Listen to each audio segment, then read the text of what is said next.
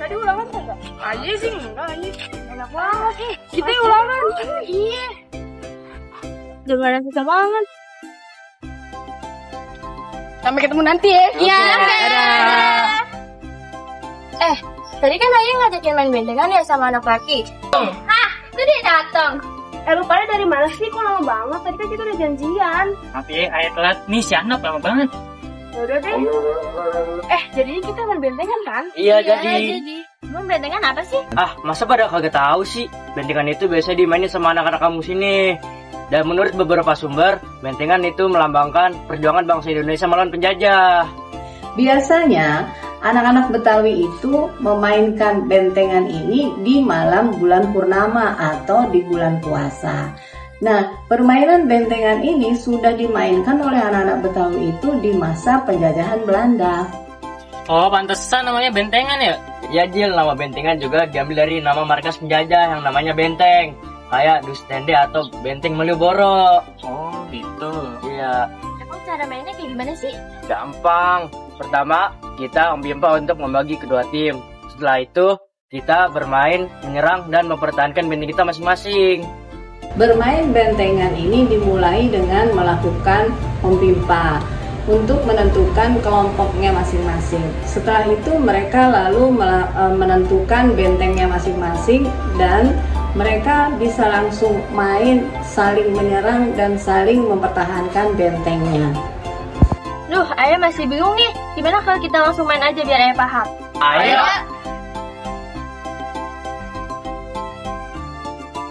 Pimpa layum gambreng, Aija pakai baju rombeng, jalannya gombrang gambreng.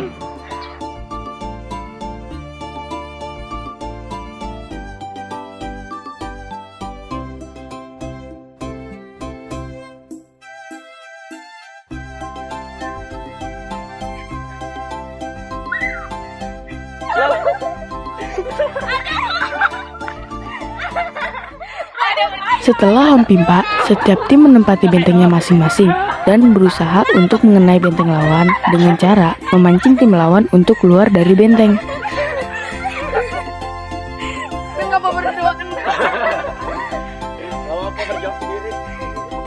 Permainan bentengan adalah permainan yang berasal dari Betawi. Biasanya permainan bentengan ini dimainkan oleh dua kelompok atau tim. Masing-masing kelompok terdiri dari 5-10 orang. Yeay! Bos! Menang! Tim kalian kalah kan? Lu ngalotekin Ayah tadi. Lah, Ayah udah jagain, lunya malah kena. Udah deh, gak usah banyak alasan. Yang penting tim kita bisa menang. Ngenain benteng kalian sama ngebebasin Adil dari tawanan. Ye, kita kalah. Maafin Ayah juga ya, gak bisa bebasin kalian. Iya, Nap, gak apa-apa, Nap. Namanya juga permainan. Ada filosofinya juga nih di balik permainan benteng ini.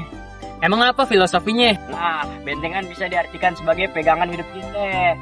Kayak agama, keluarga, dan ilmu. Betul, dan kita jadi makin ngerti kenapa permainan bentengan ini jadi permainan yang berharga. Ternyata maknanya dalam banget. Gimana abis ini kita main permainan yang lain? Main apa ya? Kenapa ya? Ayah punya usulan nih. Gimana kalau kita main si aja? Hah? Si? Permainan apaan tuh? Si itu permainan khas dari Betawi. Dulu Babe Ayah sering mainin. Nah sekarang Ayah pengen ngasih lihat ke kalian semua cara bermain si. Oh gitu. Ya udah berarti nanti lu ngajarin kita buat mainnya ya. Oke.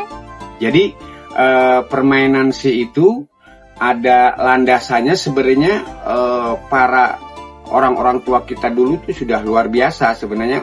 Itu kita dilatih latihan olah napas, ya, latihan pernapasan. Yaudah deh, gak usah lama-lama. Gimana kalau kita langsung main aja di sana? Ayo. Kita biasanya sebelum melakukan jarak dari pohon ke pohon, sweet dulu atau hompimpa dulu, ya. Hompimpa layum gambreng, Maija pakai baju rombeng, jalannya gombrang gambreng. Nah, yang hitam jadi tim Ayah. Oke. Ayah jelasin nih sedikit tentang permainan si. Si itu adalah permainan yang menceritakan tentang tokoh pejuang yang melawan penjajah. Contohnya seperti si Jampang dan si Pitung yang identik dengan kekuatan. Oh gitu ceritanya. Terus gimana cara mainnya? Nah, si itu terbagi oleh 2 tim. Yang pertama tim menarik dan tim menahan. Nah, tim yang menarik harus berteriak kata sip, jangan sampai terputus. Apabila suara yang menarik sinnya terputus, dia dianggap kalah. Dan juga kalau misalnya yang menahan tertarik atau mundur, dia juga kalah. Oh gitu. Berarti batasnya pohon ini sama pohon itu ya. Yaudah yuk kita langsung main aja. Ayo.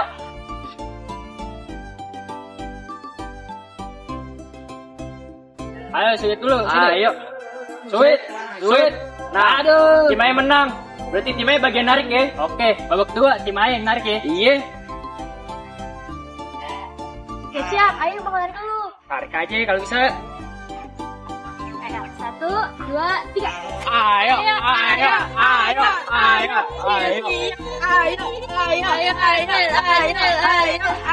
Nah, siap putus. Berarti A yang menang. Ya. Kalau sekarang yang dikembangkan oleh KPOT itu kan bagaimana permainan si itu dilakukan konsep tarik menarik tangan, ya. Nah sekarang ayo yang narik. Coba aja kalau bisa. Siap-siap ya. 1, 2, 3. Ayo. Ayo yang menang, cemen lu. Nah, sekarang giliran A yang narik. Ayo siapa? 1, 2, 3. Nah, tim A lagi kan yang menang. Cemen lu. Nah, sekarang nih, tim A bakal narik. Siap-siap deh lu pada. Emang bisa? Bisa lah. Giliran A nih narik. Siap-siap ya. 1, 2, 3. Lihat, bisa kan narik lu? Emang kebutuhan doang. Nah, giliran aja yang narik. Emang bisa? Siap-siap ya. 1, 2, 3. Tahan up. Ya, cemen lo, ayo yang menang. Kebetulan aja itu.